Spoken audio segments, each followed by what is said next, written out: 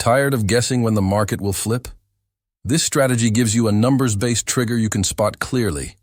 This strategy uses the oscillating indicator called Quantitative Estimation, QQE, not to be confused with central bank policy, which is an RSI-style line smoothed and paired with its signal line.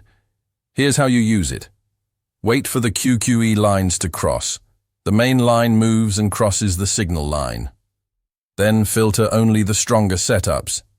For a buy, the QQE lines should be coming up from below 50, and preferably after a bullish divergence, price making a lower low while QQE doesn't. For a sell, the QQE lines coming down from above 50, preferably after a bearish divergence. Enter on the crossover, set stop loss beyond the recent swing, and exit when the QQE lines cross back the other way. Pro tip, use this only when the market has strong swings. Flat, choppy markets kill these setups. Also, risk just 1 to 2% of your account per trade. The edge is in the macro move, not tiny entries. This strategy gives you a disciplined trigger and helps you capture meaningful reversals with clarity.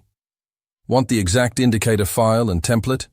Head to forexmt4indicators.com and download it for free now.